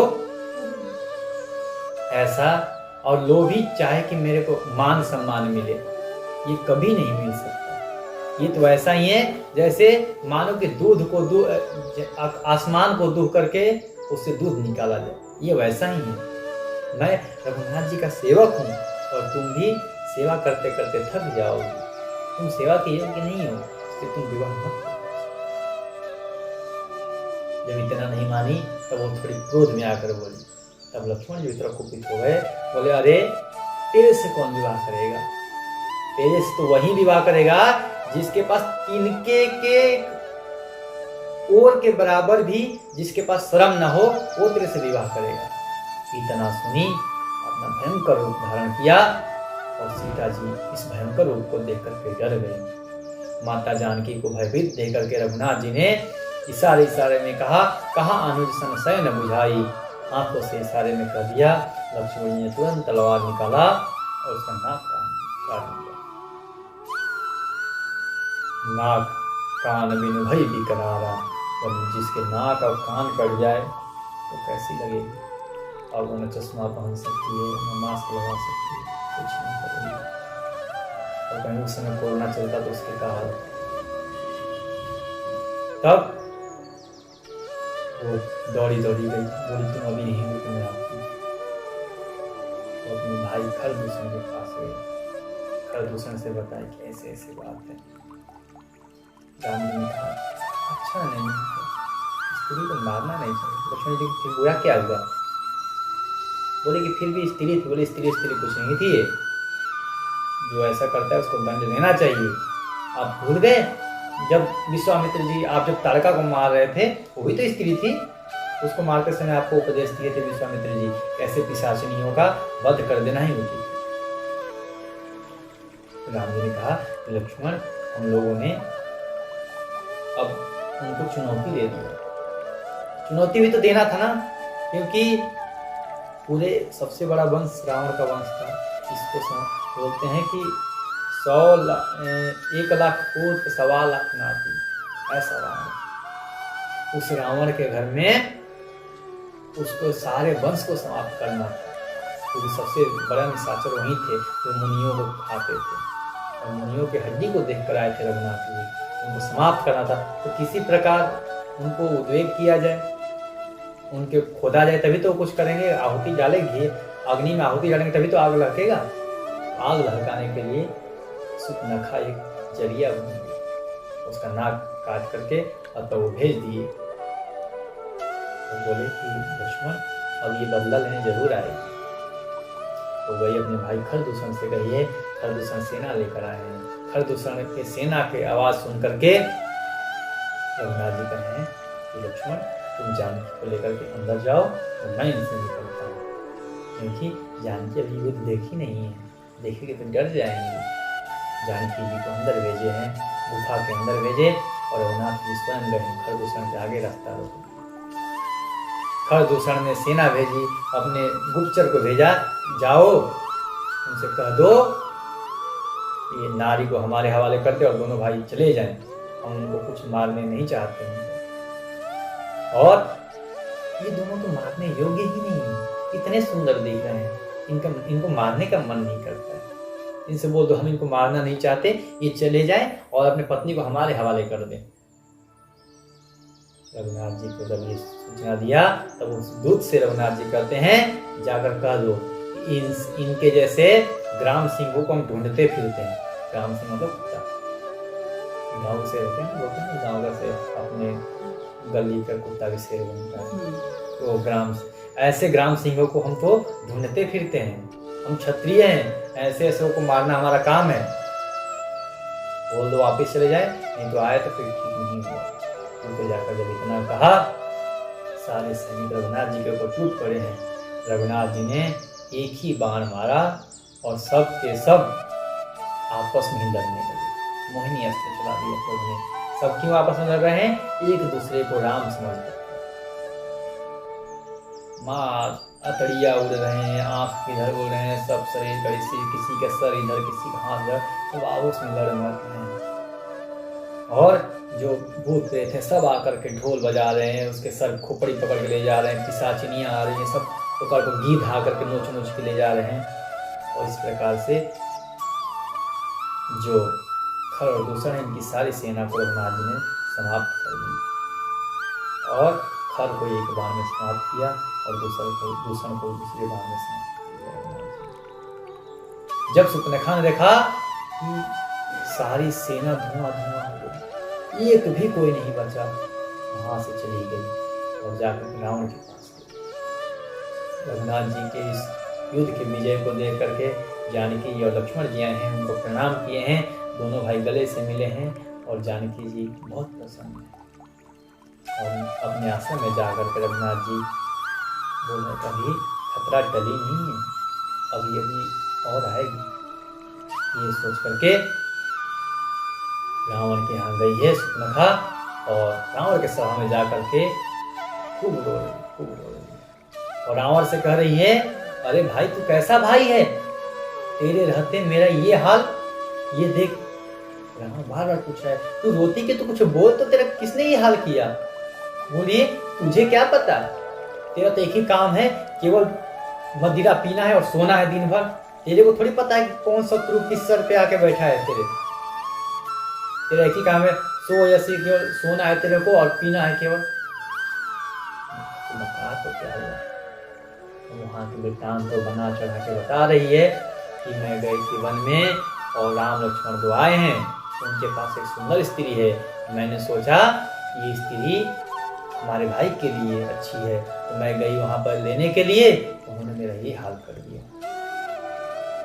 तो बोले कि तू खरदूषण के पास क्यों नहीं गई? बोले मैं खरदूषण के पास गई थी। तो बोले क्या किए हो? वो नहीं गए?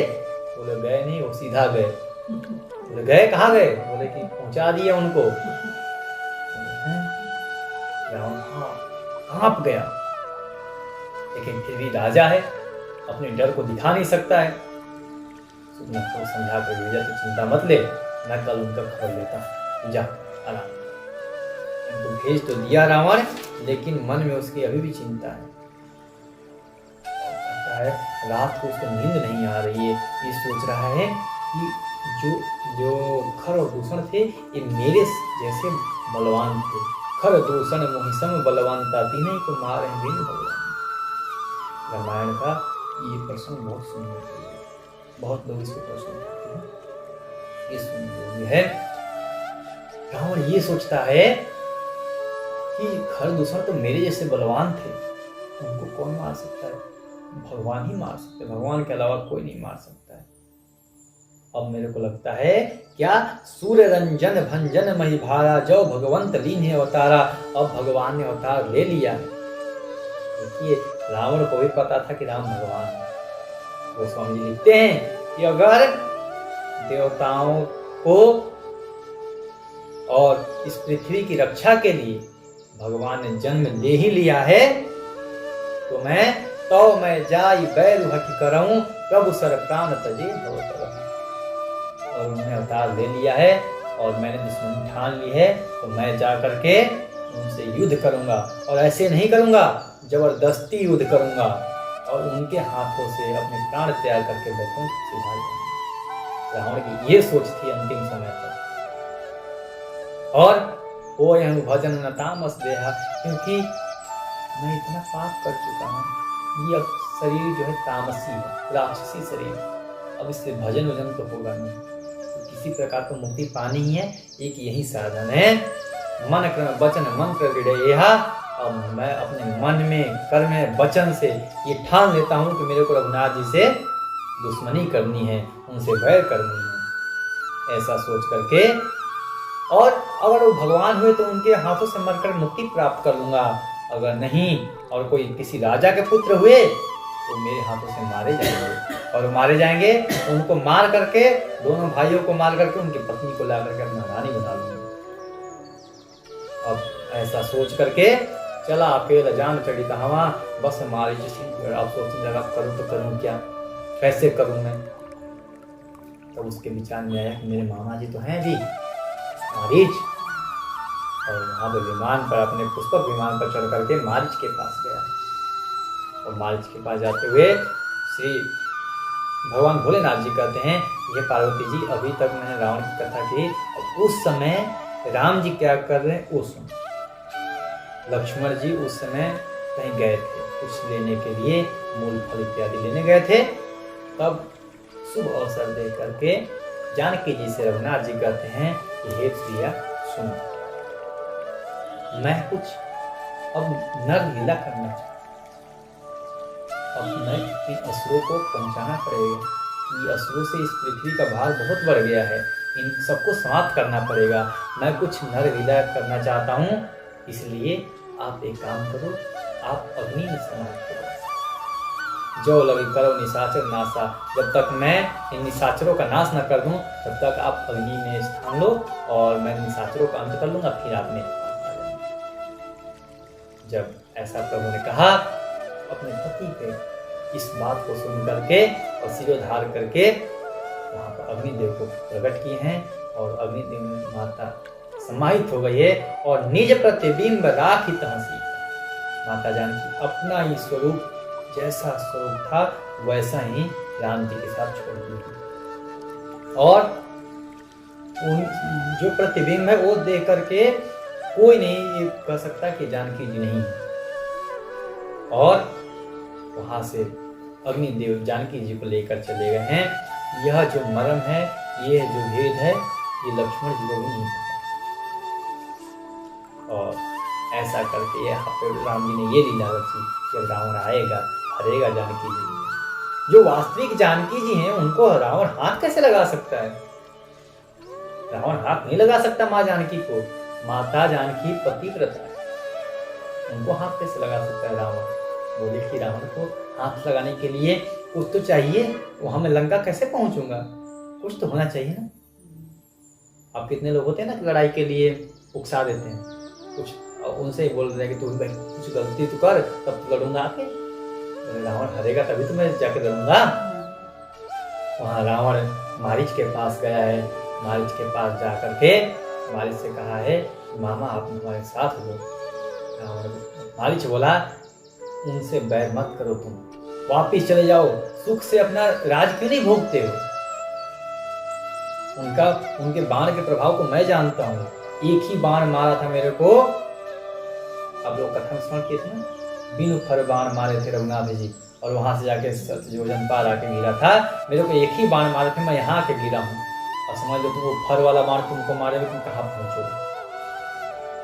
रावण बोला कि तुम जाते हो कि नहीं जाओगे ये बताओ। अगर तुम नहीं जाओगे तो मैं तुम्हें मार दूंगा, अगर तुम जाओगे तो वो तुम्हें मारेगा। अब तुम बताओ तुम किसके हाथ से मरना चाहते हो? मार से दोनों तरफ से अपना मृत्यु देखा कि अब अगर वहां जाता हूँ तो रघुनाथ जी मारेंगे, यहाँ अगर वहां नहीं जाऊंगा तो ये मार डालेगा। इस पापी के हाथ से मरने से अच्छा मैं रघुनाथ जी के हाथ से ना मरूं। तब रावण से कहा, चल रावण मैं तेरी बात मानता हूँ, चल।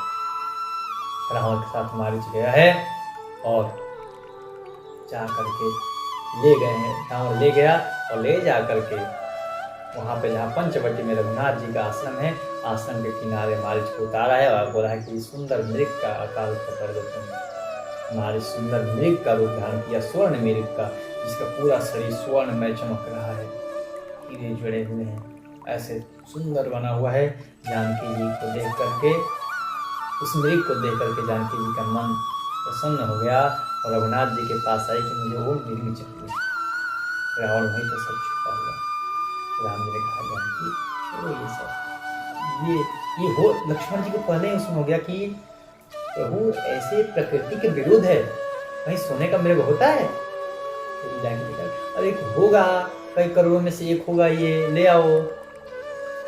राम जी ने कहा, जानकी ऐसे नहीं मानेंगे, लेकर आना ही पड़ेगा। राम जी गए हैं, बोले लक्ष्मण किसी भी परिस्थिति में जानकी को अकेला मत छोड़ के आना, मैं जाता हूँ मृग को लेने के लिए। राम जी धनुष बाण उठाए हैं और मृग को लेने के लिए गए हैं। मृग को लेकर जब गए हैं, पीछे पीछे मृग खूब भाग रहा है, दौड़ रहा है, भागते भागते प्रभु को खूब भगाया, खूब दौड़ाया, खूब दौड़ाया, और खूब जब दौड़ा लिया ऐसे और पीछे निकाल रहा और प्रभु को देख रहा, बोला ये हे रघुनाथ, जिनकी चरणों की पादुका भरत जी अपने सर पर लेके घूमते हैं, जिनकी चरण के पादुका को भरत जी पूजन करते हैं, वो चरण आज मेरे पीछे भाग रहा है। जिस प्रभु के पीछे बड़े बड़े योगी लोग भगते हैं कि प्रभु मिल जाओ, प्रभु मिल जाओ, वो परमात्मा आज धनुष बाण लेके मेरे पीछे भाग रहा है कि मृग तू मिल जा, तू मिल जा, तू मिल जा। मैं कितना बड़ा धन्यवान हूँ आज, मैं कितना बड़ा भाग्यवान हूँ। ये सोच रहा है मन में प्रसन्नचित्त होकर के और प्रभु के मूर्ति को निहार रहा है। कभी ऐसे सन्मुख होकर खड़ा होकर देखता है, तब रघुनाथ जी बाण उठाते हैं, तुरंत लोप हो जाता है, किसी पेड़ के नीचे छुप के देखता है। ऐसे करते करते भगाते भगाते बहुत दूर ले गया। प्रभु ने देखा अब बहुत दूर आ गए हैं, अब खेल को समाप्त करना पड़ेगा। रघुनाथ जी भी तो खेल ही खेल रहे थे, उनको सब पता है। रघुनाथ जी ने बाण चलाया और उस मार्च के सीने में लगा और मार्च वहीं पर गिर गया और हाय राम करते करते, और राम तो कम बोले, लक्ष्मण सीते तेज से बोले। ये ऐसा तेज से बोला, इतना जोर से बोला कि वो बात माता जानकी के कानों तक पहुंची। माता जानकी ने कहा कि लक्ष्मण तुमने सुना नहीं कुछ? तुम्हारे भैया आवाज दे रहे हैं। उसने राम जी की आवाज में बोला, भाभी आप चिंता मत लो, भैया को कुछ नहीं हो सकता, भैया कौन मार सकता? बोले कि नहीं, तुम्हारे भैया की आवाज़ ऐसे लग रहे थे किसी संकट में हो, जाओ तुम उनकी रक्षा करो। बोले नहीं भाभी, ये कोई चाल है, आप चिंता मत लो, भैया कुछ नहीं, भैया जरूर आएंगे। तो वहाँ पर कुछ कटु वचन बोले हैं माता जानकी ने लक्ष्मण जी को। तो भी जानकी अगर कटु वचन नहीं बोलूंगी तो ये लक्ष्मण जाएगा नहीं मेरे को छोड़ करके। तो कटु वचन बोले हैं कि तुम ये चाहते हो ना मर्द तक। तो उनको थोड़ी वो आई है और कहिए कि माता मैं पहली बार रघुनाथ जी की आज्ञा को टाल रहा हूँ। और वहाँ पर यहाँ पर तो वर्णन नहीं है लक्ष्मण रेखा से, लेकिन आगे चल के मंदोदरी कहती, यहाँ पर वर्णन नहीं है लक्ष्मण। आगे मंदोदरी कहती है कि तुम कैसे वीर हो जो इस रघुनाथ जी के छोटे भाई ने एक रेखा खींची थी उसको पार नहीं कर पाए। वहाँ पर वर्णन है, मानस में ही, लेकिन यहाँ पर वर्णन नहीं। लक्ष्मण जी ने सभी वन के देवी देवताओं से प्रार्थना की, मैं माता जानकी को अकेले छोड़ के जा रहा हूँ, आप उनकी रक्षा करिए। ऐसा कहते हुए लक्ष्मण जी बाण और धनुष उठा करके चल दिए। और रावण भिक्षु का वेश धारण किया है और माता जानकी के पास भिक्षा लेने के बहाने माता को उठाया और पुष्पक विमान में डाल दिया, लेके चला गया। लेके जाते समय बीच रास्ते में जब माता जानकी खूब चिल्ला रही हैं, रुदन कर रही हैं, ये देख करके जटायु उधर ही किसी वृक्ष पर बैठे थे, देखे ये तो दशरथ की पुत्र वधू की आवाज है, जानकी की आवाज है। पुत्री ठहरो मैं आता हूँ, ठहरो मैं आता हूँ, ऐसा कह करके जटायु दौड़े हैं। जटायु को देख करके रावण तिलमिला गया है, इतने वेग से जटायु आ रहे हैं जैसे उसको लगा कि कोई पर्वत आ रहा हो और पक्षीराज गरुड़ आ रहे हैं। जब ध्यान से देखा, अरे ये तो बूढ़ा जटायु है। जटायु ने कहा, अरे दुष्ट ठहर तो सही, तू भाग कहाँ रहा है? चोरों के भांति चुरा कर ले जा रहा है, रुक तू अभी तेरे को बताता हूँ। रावण ने कहा, अरे बूढ़े तू जा, तेरे में लड़ने की आयु नहीं है, क्यों मेरे हाथों से मृत्यु प्राप्त करना चाहता है, चला जाए यहाँ से। जटायु ने कहा कि रावण मैं भले ही बूढ़ा हो गया हूँ, लेकिन अपनी पुत्री को बचाने के लिए अपने प्राण तक आखिरी दम तक लड़ूंगा तेरे से। और वहां पे अपने चोंचों से मार रावण को खूब वेद दिए हैं। मार एक समय तो ऐसा आ गया कि रावण मूर्छित हो गया है। माता जानकी को नीचे उतारे हैं गिरिराज जी और साइड में बैठाए हैं। जब रावण को होश आया तो देखा, और देखिए जब बेहोश किए थे गिरिराज जटायु, उस समय सोचते तो रावण को मार देते, लेकिन अपनी मर्यादा में रहे। भले ही पंछी हो, अपने धर्म का पालन किए कि किसी मूर्छित व्यक्ति को, किसी मूर्छित को हम मार नहीं सकते। रावण उठा है और अपना कृपाण उठाया है। कृपाण मतलब जिसके कृपा न, कृपाण उसे कहते हैं जो कृपा ही ना करे, कृपा न, ऐसे कृपाण उठाया जिसके दोनों तरफ धार होते हैं। मारा और पक्षी जटायु को पंख कट गए हैं, वहीं पत्थर उठा के गिर गए। फिर से जानकी जी को उठा करके अपने विमान में बैठा करके ले जा रहा है। माता जानकी रास्ते में अपने आभूषण जो पहन रखी थी, एक एक आभूषण गिराते जाती हैं। और इसी प्रकार जाते जाते एक पर्वत में देखे कि कुछ बंदर बैठे हुए हैं। उन बंदरों को देख करके माता जानकी एक अपने जो आभूषण बचे हुए थे अपने पल्लू में बांध कर वहीं पर गिरा दिए और बोली राम राम राम राम करते चले गए। उनको ले जाके रावण अशोक वाटिका में, अशोक वृक्ष के नीचे बैठा दिया। और इधर राम जी को जब लक्ष्मण जी दिखे कि लक्ष्मण आ रहे हैं इधर, राम ने पूछा कि लक्ष्मण तुम यहाँ आ? प्रभु ने अंदर से तो प्रसन्न हुए, बाहर से उठावा किए, लक्ष्मण तुम यहाँ कहाँ? बोले कि भैया हम आपकी आवाज़ सुन करके आए हैं। बोले मेरी आवाज़ नहीं थी, हमारे साथ छल हुआ है। अब लक्ष्मण राम ने कहा भैया मेरे को ऐसा लगता है ना जानकी हमें आश्रम में नहीं मिलेगी। लक्ष्मण जी कहा अरे भैया चिंता मत लीजिए, भाभी वहीं होगी। भाभी कहाँ आ जाएंगे? चलो जल्दी चलो, यहाँ आए हैं आश्रम में, देखे हैं आश्रम से विहीन है, आश्रम जानकी के विहीन है। ढूंढ रहे हैं जानकी को, ढूंढते ढूंढते ढूंढते ढूंढते कहीं जानकी मिली नहीं। रघुनाथ जी उस आश्रम को त्याग करके आगे चल दिए हैं। आगे जाते हुए खूब लता पता सबसे पूछ रहे हैं, पौधों से पूछ रहे हैं, पशु पक्षी जो भी मिल रहा है सबसे पूछ रहे हैं। किसी ने तो मेरी जानकी को देखा होगा, हे खग हे मृग, किसी ने तो देखा होगा मेरी जानकी को। आज सब प्रसन्न हो रहे हैं। क्यों प्रसन्न हो रहे हैं? सब अपने में बात कर रहे हैं। रघुनाथ जी कहते हैं कि देखो जानकी, आप गई हो ना तो सब प्रसन्न हो रहे हैं। आज सबकी शोभा बढ़ गई है। जानकी जी जब तक थी तब तक रघुनाथ जी किसी से बात नहीं करते थे। आज सभी पशु पक्षियों से भी बात कर रहे हैं, कि किसी और रोते हुए बात कर रहे हैं। आज इनकी कितनी शोभा बढ़ गई कि दुख में प्रभु उनको याद कर रहे हैं। ऐसे पूछते पूछते प्रभु आगे जा रहे हैं। आगे जाते जाते जटायु को देख करके रघुनाथ जी तुरंत उनको उठा करके उनका सर अपने गोद में रखे हैं। बोले आपका हाल ये किसने किया है? बोले रघुनाथ आप आ गए, मैं तो धन्य हो गया। ये मेरा हाल जानकी जी को रावण उठा के ले गया है और रावण ने ही ये मेरा हाल किया है। और दक्षिण दिशा में गया। तो बोले आप चिंता मत लीजिए, मैं अभी आपको ठीक कर देता हूँ। बोले ठीक करके करोगे क्या? अब ऐसी मुक्ति कहाँ मिलेगी? रघुनाथ जी के गोद में मेरा सर। और देखो तुम्हारे पिताजी कैसे प्राण त्यागे? बोले कि हम आए वन में आए तो पुत्र वियोग में उन्होंने प्राण त्याग दिया।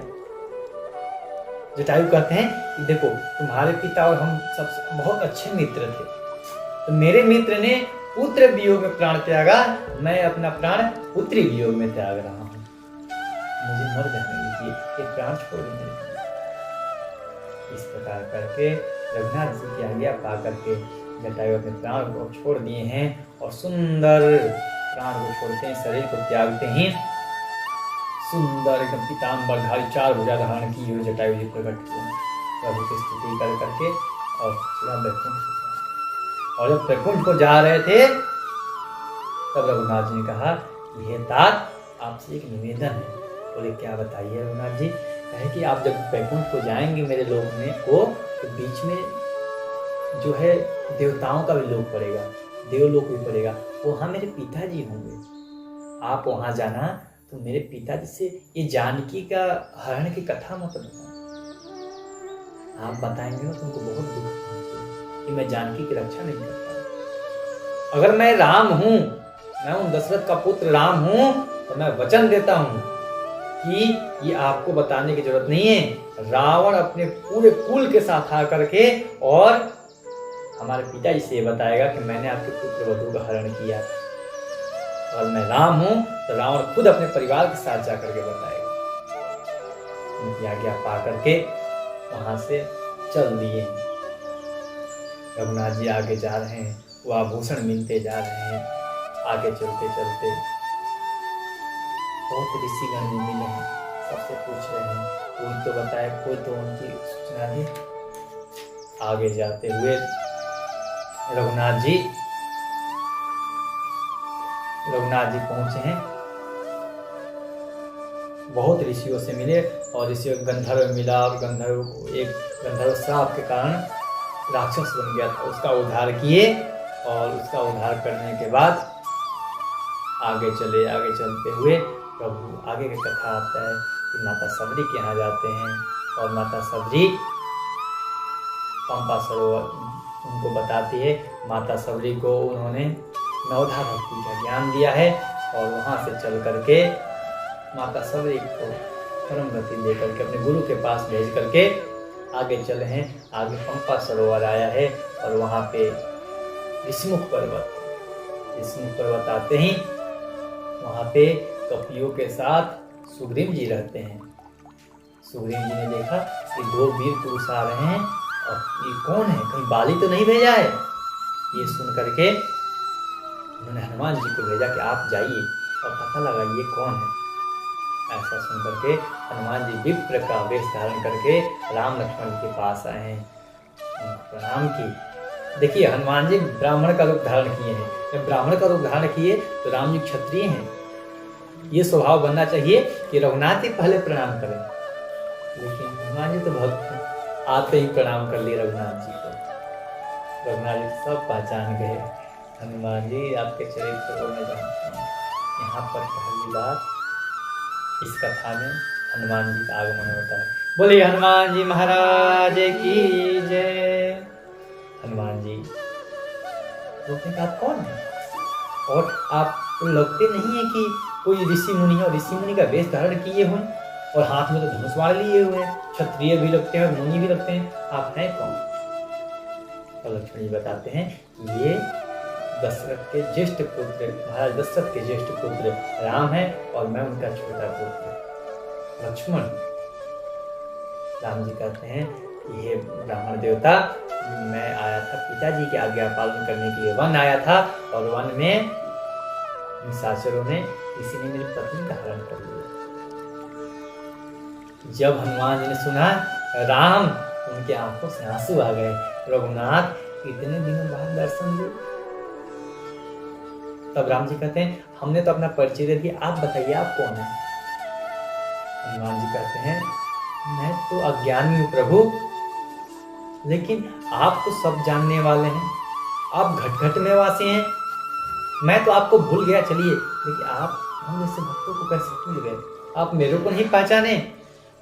मैं आपका भक्त हूँ प्रभु, दास हूँ आपका, मैं हनुमान। और निज स्वरूप में आए हनुमान जी और बोले कि प्रभु चलिए इस पर्वत पे हमारे स्वामी रहते हैं सुग्रीव जी, उनसे मित्रता करिए, आपके वो कुछ सहायता करेंगे, जैसे आप दुखी हैं वैसे वो भी दुखी हैं, आप चलिए। हनुमान जी उनको ले गए हैं, ले जाने के बाद वहां पर विष्णु पर्वत पर ले जा करके सुग्रीव से मित्रता कराए हैं और मित्रता के बाद भगवान श्री राघव जी बाली का अंत करते हैं। बाली के अंत के बाद सुग्रीव को राजपाट देते हैं और सुग्रीव को राजपाट देने के बाद बरसात का समय आ जाता है।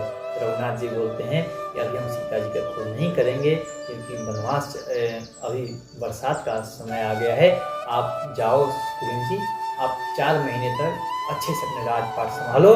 और हाँ, एक बात ध्यान रखना, ये बीतते ही चतुर्मास बीतते ही आप आकर के खुद ही सीता जी के खोज में लग जाना। ऐसा कह करके और आगे चले हैं। सुग्रीव जी राजपाट कर रहे हैं और हमारे प्रभु एक पर्वत पर जा करके वहां पर गुफा बना, पहले ही देवता लोग गुफा बना दिए हैं, उसी गुफा में अपने चतुर्मास बिता रहे हैं, बरसात का सारा समय बिता रहे हैं। यहीं पर आज की कथा विश्राम करेंगे। कल की कथा, कल अंतिम दिवस है, तो कल की कथा हम लोग सुंदरकांड की कथा करेंगे और लंका की कथा करेंगे। जय श्री सर्वे भवन्तु सुखिनः, सर्वे सन्तु निरामया, सर्वे भद्राणि पश्यन्तु मा कश्चित् दुःखभाग् भवेत्। ओम शांति शांति शांति।